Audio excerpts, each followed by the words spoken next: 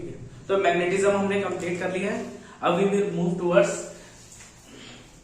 Wagner के बाद जो डेवलपमेंट हुआ, development after Wagner.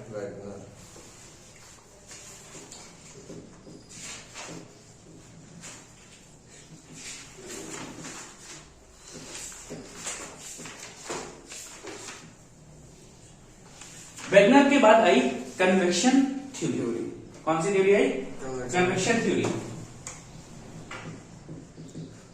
Given by Arthur Holmes.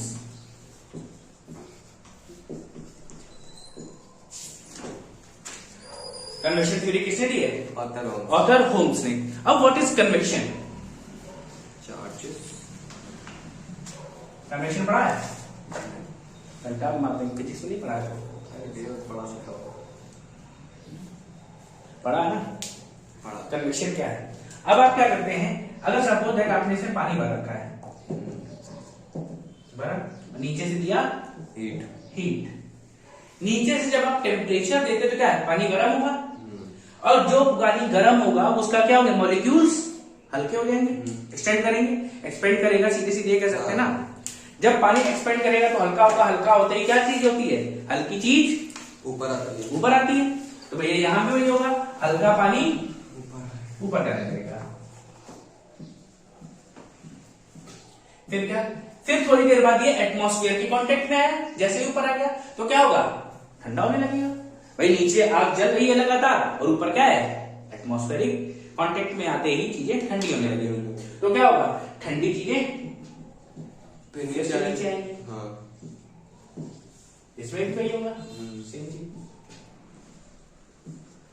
यही प्रोसेस जो कंप्लीट प्रोसेस है, moving of hotter object from below to upward, bottom to upward जाएगा, और क्या कोल्डर जो एटम्स है वो अपवर्ड से डाउनवर्ड मूवमेंट करते हैं। ये जो पूरी साइकिल बनती है इसको बोलते हैं कन्वेक्शन साइकिल। ठीक है, ये जो एक चक्कर बन रहा है पूरा, ये क्या है? कन्वेक्शन साइकिल है, एंड दिस इज कन्वेक्शन। ठीक है, बेसिकली पता है कन्वेक्शन, पता चल गया? नोट कर लो।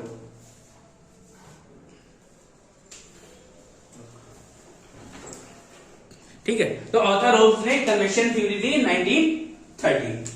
कब दी है ये? 1930 में दी है। क्या होगा इसमें? गर्म पार्टिकल्स जब मूव करते हैं ऊपर की तरफ, ये आपको कन्वेक्शन आपको पता ही है, और क्या होंगे? वो ठंडे होकर फिर वापस नीचे आते हैं, और ये साइकिल बार बार ऐसे ही होती रहती है। और इसी को लेके हमने कहा कि हमारे अर्थ के अंदर भी क्या होता है? कन्वेक्शन होता है। There is convection inside our earth due to presence of radioactive element. Suppose that this is your earth surface, crust. Crust के बाद एक नीचे लेयर आती है जिसको क्या कहते हैं हम लोग? मेंटल में ऊपर वाला स्टेनोस्फेयर, यानी मेंटल का ही पार्ट है। फिर इसके बाद आउटर मेंटल, इनर मेंटल, ये हम पढ़ते हैं। लेकिन हमें बेसिकली किसकी बात करनी है? स्टेनोस्फेयर, जिसमें क्या है? Magma, which is consist of magma. अब मैग्मा है, मैग्मा गर्म है कि नहीं है? गर्म क्यों है? क्योंकि यहां पे क्या है? हमारी अर्थ के अंदर रेडियो एक्टिव एलिमेंट्स हैं। क्या है? रेडियो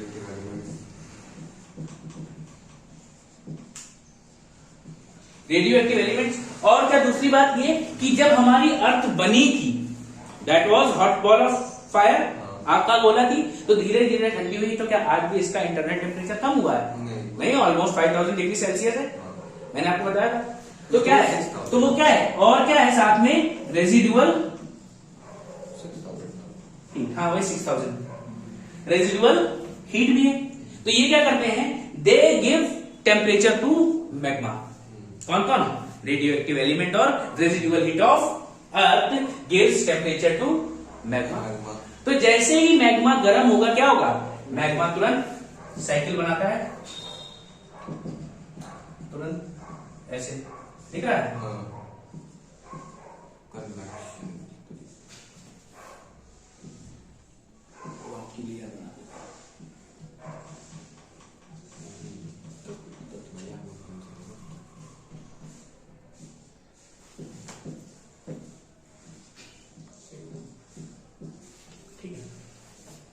ये हमें दिख रही है क्या, मैग्मा दिख रहा है। अब इस थ्योरी को हम कहां पढ़ेंगे, पूरी की पूरी पढ़ेंगे हम सी फ्लोर स्प्रेडिंग थ्योरी में। कहां पढ़ना हमें, सी फ्लोर। अच्छा भैया वो क्या है?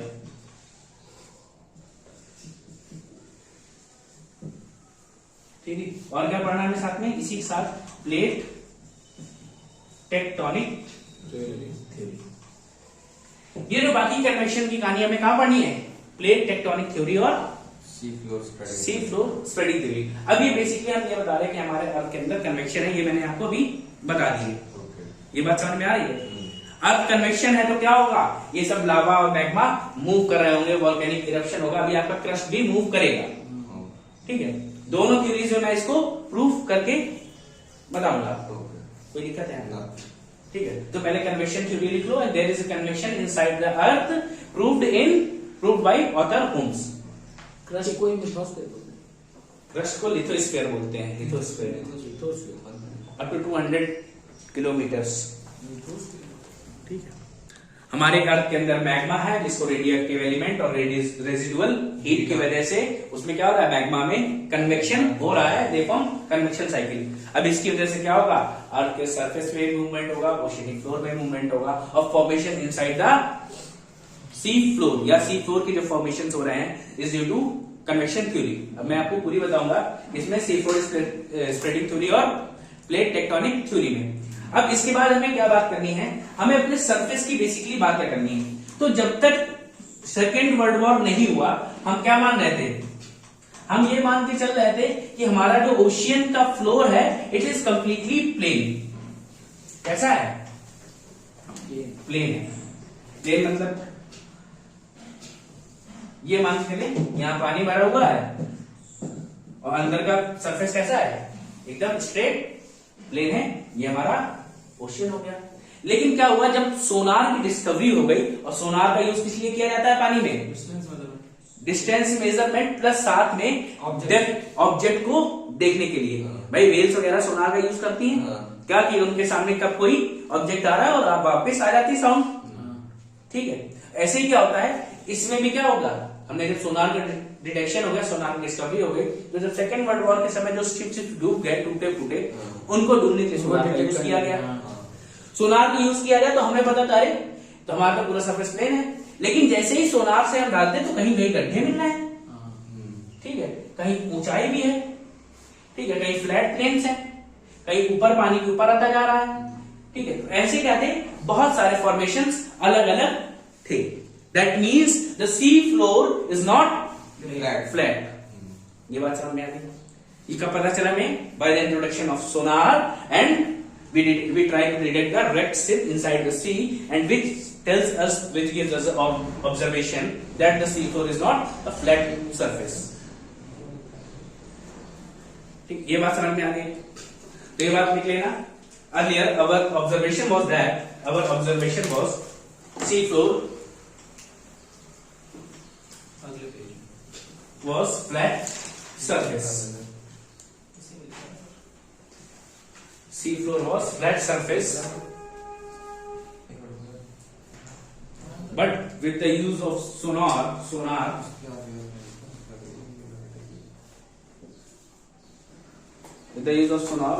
we found that there is uneven surface below water or on the sea floor.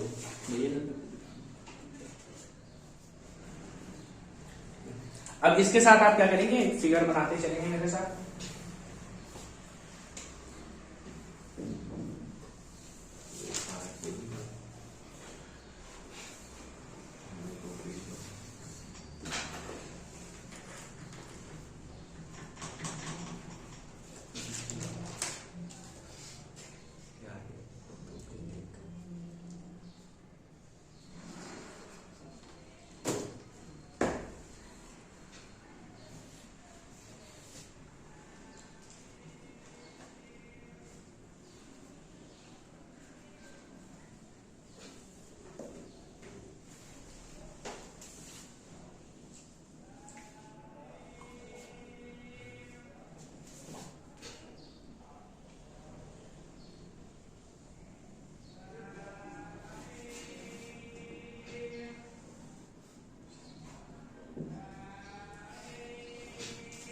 कुछ ऐसे फिगर बनाना है।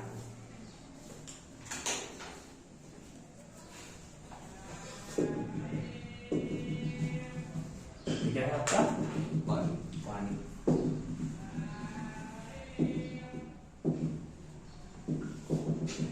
ठीक है, जो पानी में डूबा है वो डूबा है, जो नहीं डूबा है वो नहीं डूबा है। ध्यान रखना, सब कुछ सिंक नहीं कराना है पानी में। कुछ पार्ट दिख रहा ना ऊपर है।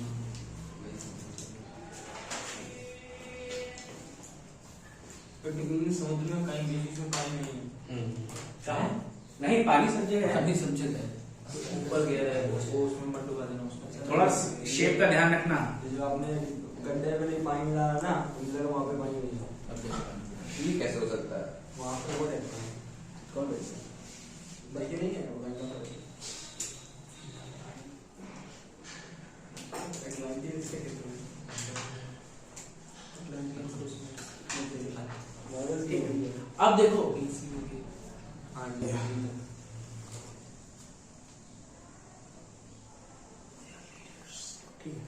अब देखो, ये जो हमारा कॉन्टिनेंट है, यहां तक हम ये मान के चले ये हमारा कॉन्टिनेंटल पार्ट है। बिल्कुल। तो जो कॉन्टिनेंट का वो पार्ट जो ओशियन के अंदर है, it is known as continental margin. इसको क्या कहेंगे हम? Continental margin up to this place, जहां तक ये ट्रेंच बना हुआ है गड्ढा, यहां तक हम इसको क्या बोल सकते हैं? Continental margin. अब कॉन्टिनेंटल मार्जिन को 3 पार्ट में डिवाइड किया गया है, दैट इज कॉन्टिनेंटल स्लोप, ये स्लोप आपको दिख रहा है, ये क्या है? Continental slope. फिर ये देखो, अब ये वाला जो पार्ट रह गया है, ये दिख रहा है, इधर देखो, ये वाला पार्ट, ये क्या? ये है कॉन्टिनेंटल शेल्फ।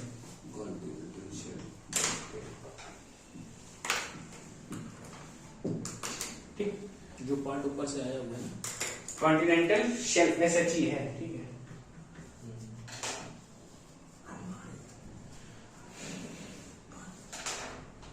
फिर इसके बाद आप ये कॉर्नर देख रहे हैं, ये देख रहे हो, ये इसको बोलते हैं कॉन्टिनेंटल राइज।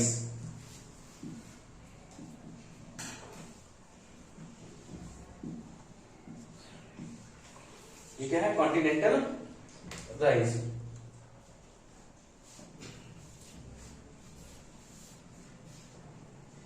ठीक, अब देखो, इसी कॉन्टिनेंटल पार्ट से एक बड़ा सा गड्ढा जुड़ा हुआ है, ये क्या है? इसको हम ये मान चलते हैं, ये कॉन्टिनेंट मार्जिन का एंड है।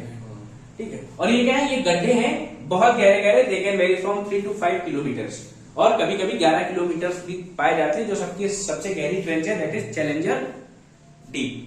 ठीक है, चैलेंजर बोलते हैं इसको। अब देखो, इसको बोलते हैं कॉन्टिनेंटल ट्रेंच।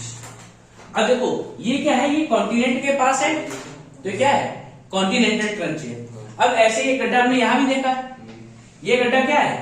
ये ओपन ओशियन में है, इसके आसपास कॉन्टिनेंट नहीं है, तो ये क्या है? ओशियनिक ट्रेंच है। Open touch. ये बात समझ आ रही है? Continental shelf, continental slope, continental rise, continental trench. ठीक, अब आगे देखो, आगे जब देखोगे तो आपको ये एरिया दिख रहा है, ये क्या है? प्लेन है, इसको बोलते हैं एबिसल प्लेन, या कभी कभी बोल देते हैं डीप सी प्लेन। क्या बोलते हैं? डीप सी प्लेन या एबिसल प्लेन। ठीक, फिर आप थोड़ा सा आगे बढ़े, आपको क्या मिला? एक माउंटेन जैसा स्ट्रक्चर तो मिला, लेकिन क्या है? ऊपर फ्लैट है, mountain like structure, but it is flat at top, and it is known as क्या है? बुयॉट। क्या बोलते हैं इसको? बुयॉट बोलते हैं।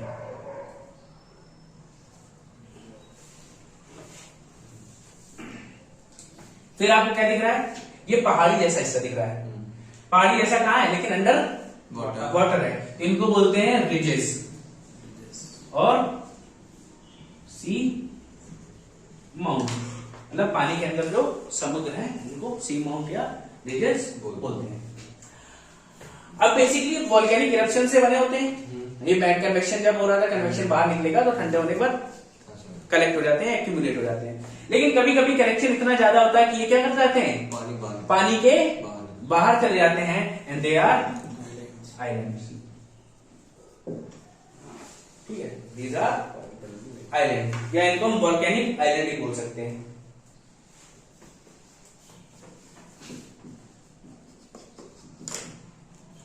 Volcanic island. फिर इसके बाद हम आए तो हमने बताया ओशियनिक ट्रेंच या ओपन ट्रेंच, ये खुले में होता है एकदम। इसके बाद आगे बढ़ोगे तो आपको मिलेगा क्या, एक लंबी सी चैन मिलेगी। एक लगा लंबा बहुत बड़ा एरिया होता है जिसके वेरी टू 25,000 किलोमीटर। ठीक है, और इस एरिया को बोलते हैं मिड ओशियनिक रिज।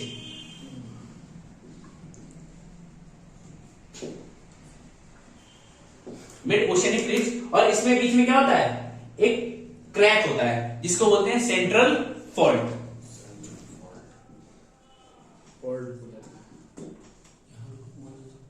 फॉल्ट मतलब एक क्रैक होता है, सेंट्रल फॉल्ट। ये क्या है, मिड ओशियनिक रीजेस है। तो इतनी सारी हमको क्या मिले, वेरिएशंस अलग अलग मिले।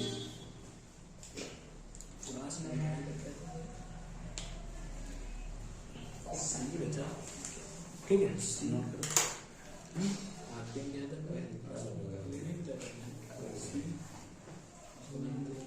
वो सी लेवल है, सी लेवल।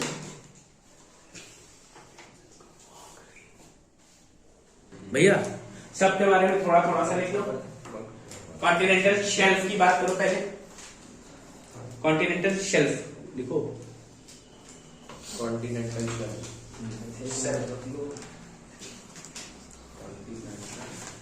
कॉन्टिनेंटल शेल्फ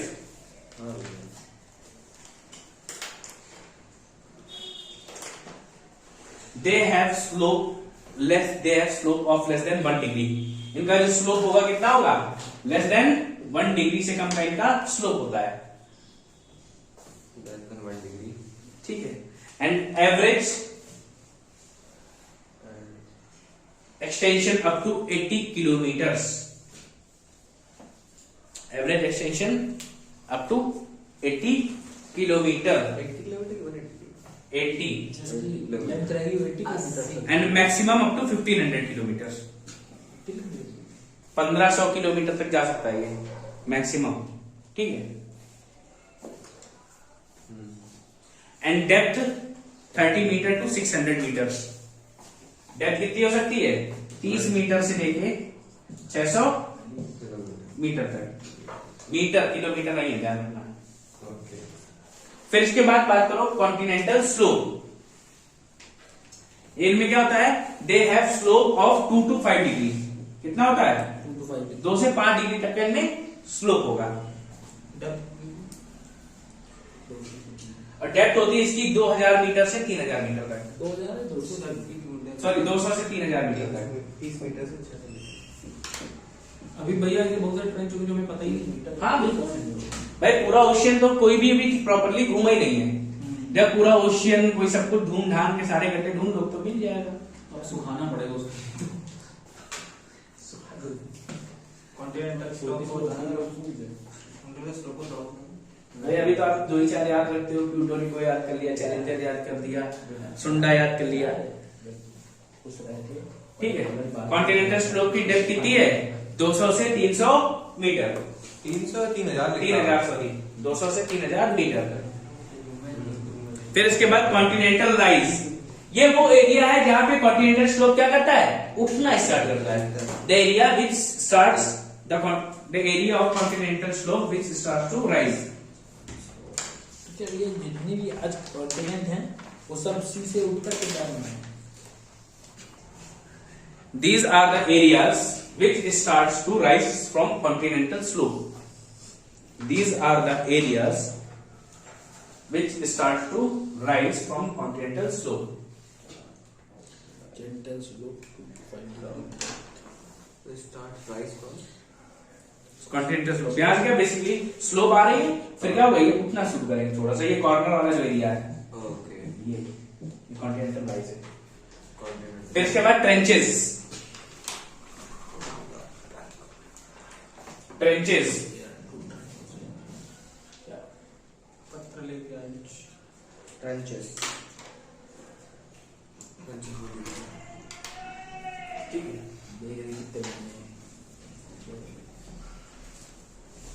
ट्रेंचेस क्या है, ये क्या ओशनिक क्रस्ट है जो कि स्टेनोस्फीयर में डूब गया है। क्या है ये, स्टेनोस्फीयर में डूब गया है। These are the oceanic crust sink in स्टेनोस्फीयर,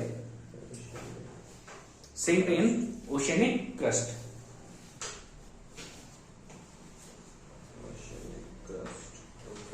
ठीक है। These are their length varies from 3 to 5 kilometers. Average सबकी इतनी है। Their depth varies from 3 to 5 kilometers.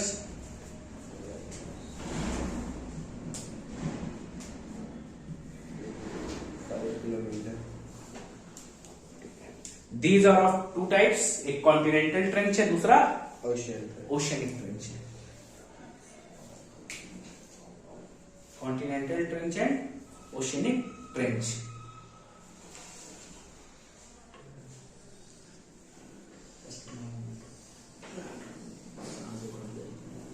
ठीक, ये बात समझ में आ गई।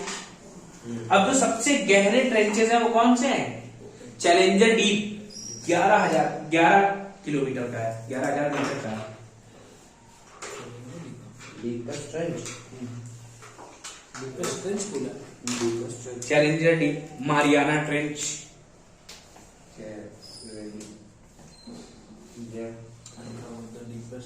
मारियाना ट्रेंच का ही पार्ट है किसका? चैलेंजर डीप जो है मारियाना ट्रेंच का ही पार्ट है जो सबसे गहरा है, 11 किलोमीटर का। ये फिलीपींस में है।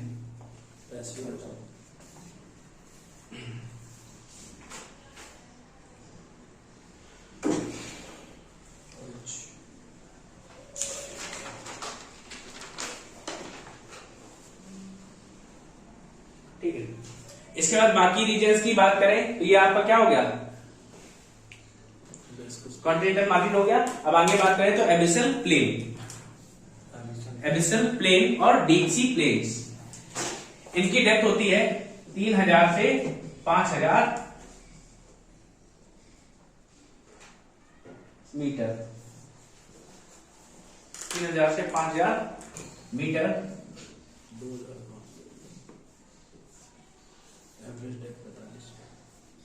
These are the plains inside sea, मतलब प्लेन एरिया दिख ही रहा है साथ में, लेकिन साइड से इनसाइड सी है, under sea. 3 kilometre to 3,000 3000 to 5000 metres. इसके बाद सी माउंट और रिजेस।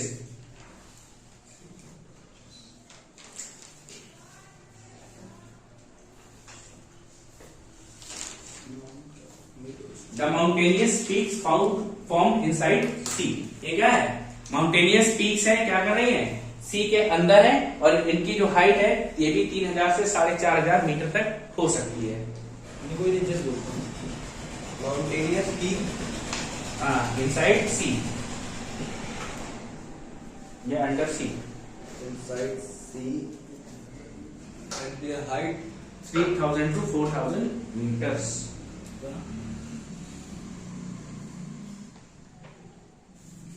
द माउंटेनियस पीक 3,000 4,000 क्या है? The mountainous peak height up to 3000 to 4000 metre.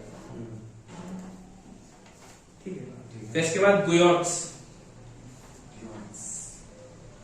Mountain like structure with flat top. यानी क्या होता है, mountain like structure with flat top.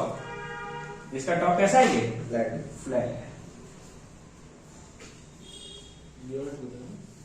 Mountain like structure with flat top. Then islands,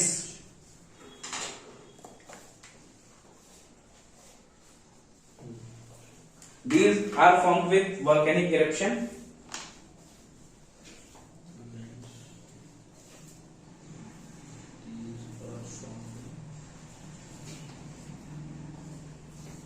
Volcanic eruption. If the lava accumulates over the sea level के क्या हो जाए? Volcanic eruption. If the lava accumulates over the sea level is known as volcanic island या island बोल सकते हैं। लावा इकट्ठा हुआ, इकट्ठे होते होते क्या हो जाएगा? ऊपर आ जाएगा। Accumulates over the sea level।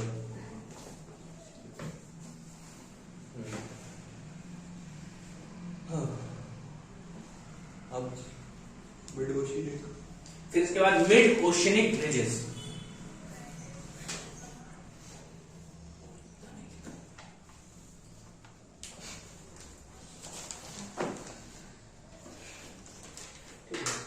अब क्या होते हैं? ये लंबे लंबे जेंटल स्लोपिंग माउंटेन्स समझ लो, लेकिन क्या है? सी वाटर के अंदर है। एक लंबी पहाड़ियों की चेन होती है सी वाटर के अंदर। बेसिकली अगर हम तुमको बना के दिखाएं इसको,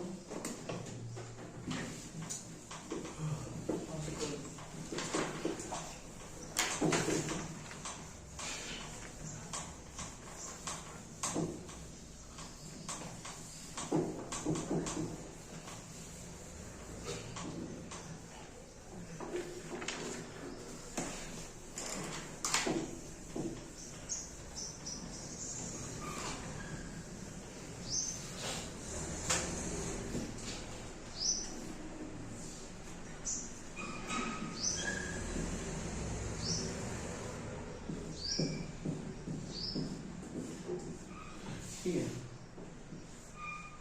कुछ ऐसे यहां भी बनाओगे। ये एक साइड का है फिगर, या ऐसे समझ लो 3D बनाएंगे तो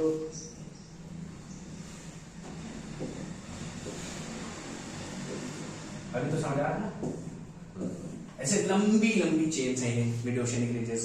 ओके। और बीच में क्या है? ये फॉल्ट है। ये बात समझ आ रही है?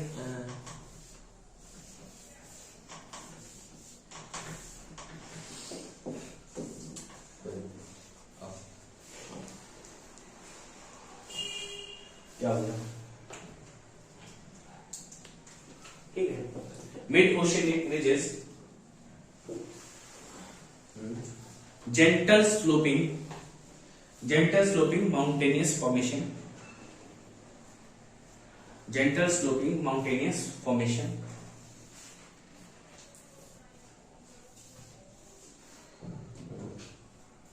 over the sea floor.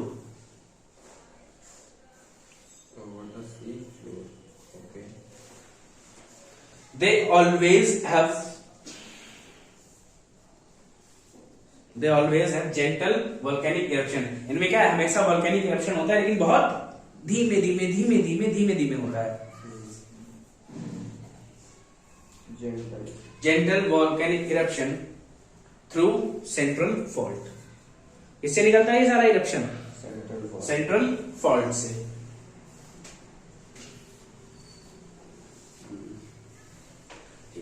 इनकी हाइट हो सकती है 2500 मीटर्स तक। ठीक है भैया, तो इनकी लेंथ कितनी है? Their length is up to 2500 metres and length is up to 65,000 kilometres and height is up to 2500 metres are mid oceanic ridges. अब ये मिड ओशियनिक रिजेस के बारे में हमें और भी पढ़ना पड़ेगा। क्यों? ये मिड ओशियनिक रिजेस क्या करते हैं? लगातार वॉल्केनिक इरप्शन हो रहा है। तो हमने कहा चलो ठीक है, हो रहा है तो क्या करें? हमने इसकी डेट चेक की। पत्थर जो थे समुद्र के अंदर हमने चेक किए।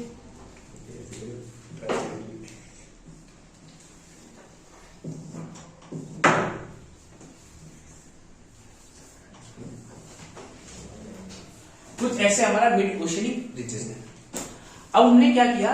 हमने जब ओशियन के अंदर कुछ और कैरेक्टरिस्टिक भी ट्राई किया तो हमने देखा कि यहाँ जो पत्थर है ओशियन के अंदर, वो कोई भी पत्थर 200 मिलियन ईयर से पुराना नहीं है।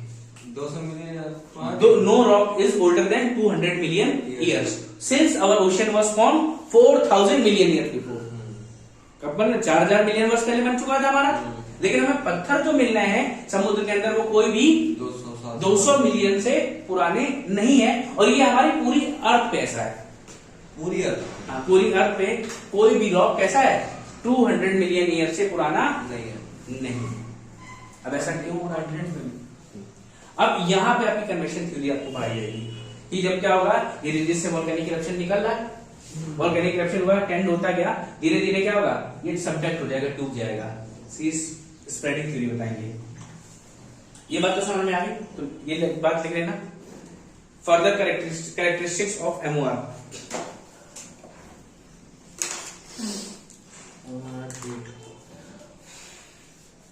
There were no rocks older than 200 million years. There were no rocks older than 200 million years.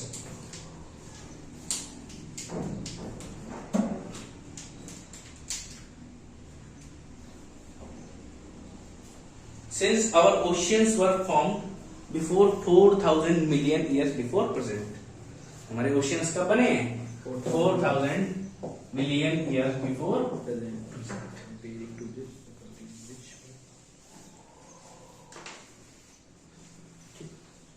यहां तक बात समझ में आ रही है? और देखो, अब जब आप रिजेस के दोनों साइड जाएंगे, सपोज दैट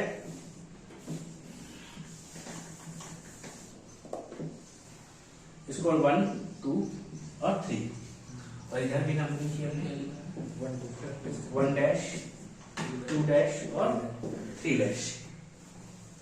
तो रिजेस के जब हम दोनों साइड जा रहे हैं, they have the rock similarities also. मतलब 1 is similar to 1 dash, 2 is similar to 2 dash, 3 is similar to 3 dash, but on the same side they have no similarity. ठीक है, इनकी डेट वाइज देखो कि सिमिलरिटी मिलेगी आपको, केमिकल प्रॉपर्टीज, फिजिकल प्रॉपर्टीज, सारी similarity मिलती है, but on the opposite sides. ठीक है, तो लिख लो, the rocks on the opposite sides of MOR have similarities, like ये फिगर बना लेना, 1 is equal to 1 dash, 2 is equal to 2 dash। ठीक है, तो जैसे जैसे हम लोग क्या कर रहे हैं, सेंट्रल फॉल से दूर जाते हैं, वैसे एज क्या होती है, ओल्डर होते जाते हैं पत्थर। जैसे जैसे क्या करेंगे हम, सेंट्रल फॉल से दूर जाएंगे, रॉक्स विल गेट ओल्डर। ये बात समझ में आ गई? On both the sides, the rocks have similar properties, like 1 and 1 dash have same property. Their physical, chemical and magnetic properties are similar. इसलिए ये बात समझ में आ रही है? किस टाइप की प्रॉपर्टी सिमिलर होगी? तीनों, केमिकल, फिजिकल एंड मैग्नेटिक। अब हम जब दोनों एंड पे गए तो हमें क्या पता चला, लास्ट हमारा जो पत्थर है वो कितना वर्ष पुराना है? 200 मिलियन ईयर्स। इधर भी 200 मिलियन ईयर्स। तो ये जो हमारी रॉक सरफेस है क्या है, बहुत पतली है, सिर्फ 200 मिलियन ईयर्स ही तो चली है। ये बात समझ में आ रही है? As we move away from MOR, mid-oceanic ridge, then the rocks get older. अभी देखो, कल आप लोगों ने मैग्नेटिज्म नाम का पढ़ा था, ठीक? पढ़ा था, आज उसको भी देख लेते हैं। ठीक है,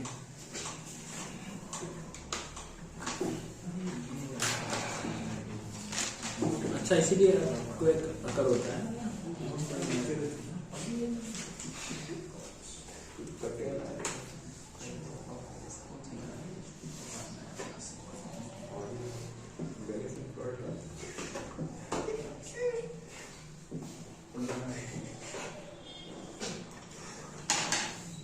सपोज दैट आपका ये मिड ओशनिक रिज है, और ये क्या है, इधर हम सीजन की बात करें, ये क्या है, ये मान लो आज प्रेजेंट डे पोलैरिटी है। प्रेजेंट डे पोलैरिटी मतलब आज की डेट में जो नॉर्थ है और जो साउथ है उसकी बात कर रहे हैं। और क्या, ये क्या है, रिवर्स पोलैरिटी।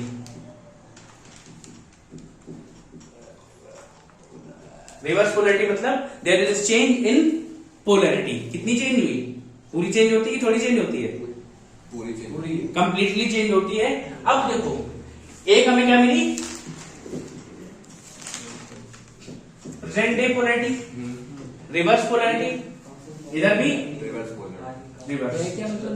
फिर क्या होगा, थोड़ी देर बाद फिर से चेंज हो जाएगी ना, दो ही तरीके से, या तो नॉर्थ साउथ तो साउथ नॉर्थ तो चेंज होते रहते हैं, फिर ये पोलैरिटी चेंज हो जाएगी। तो हमने क्या देखा कि जो रॉक्स है 200 मिलियन ईयर्स तो पुराने हैं और थोड़े थोड़े समय में हमारे रॉक्स की पोलैरिटी भी चेंज हो रही है। इससे हमारे अर्थ की पोलैरिटी के बारे में भी हमें पता चलता है। ठीक। Mid oceanic ridge also gives us observation about magnetic character या पोलैरिटी ऑफ अर्थ। ये बात समझ में आई? कुछ कुछ ही पूरी पूरी ठीक। तो हमें क्या पता चल रहा है? और अल्टरनेटिंग स्ट्रिप क्या हो रही है? चेंज हो रही है। ये प्रेजेंट है, ये रिवर्स, ये एक साथ बने होंगे। ठीक है, ये प्रेजेंट डे मान ले तो ये पहले ऐसे रही होगी। ये और समझ आ गया। ठीक, तो क्या कर रहा था? चेंज होता जा रहा धीरे धीरे। फिर 200 मिलियन ईयर्स या 2-3 लाख साल जो हमने कल बताया था, उसमें क्या हो जाएगी? पोलैरिटी फिर से चेंज हो जाएगी। तो प्रेजेंट डे कैसी चेंज हो जाएगी? ठीक है, तो क्या हुआ? जैसे जैसे हम टाइम के साथ आगे बढ़े, हमने रॉक की एज नापी, तो हम एज तो मेजरमेंट कर ही सकते हैं। जब एज मेजरमेंट किया और पोलैरिटी चेक की, तो हमें पोलैरिटी पता चल रही कि कितने समय पहले हमारी पोलैरिटी क्या थी। ठीक है, then this MOR helps us in understanding the polarity of Earth in different periods. कोई दिक्कत? नो। और क्या होगा? इस पोलैरिटी से हमें अपने अर्थ का नॉर्थ और साउथ मैग्नेटिक पोल भी पता चलता रहेगा। कोई दिक्कत नहीं। ठीक है, तो ये आपका हो गया, ये कंप्लीट हो गया है। अब इसके बाद हमें क्या पढ़ना है? सी फ्लोर स्प्रेडिंग थ्योरी। ठीक, वो पढ़ेंगे और प्लेट टेक्टोनिक थ्योरी। तब तक के लिए टाटा।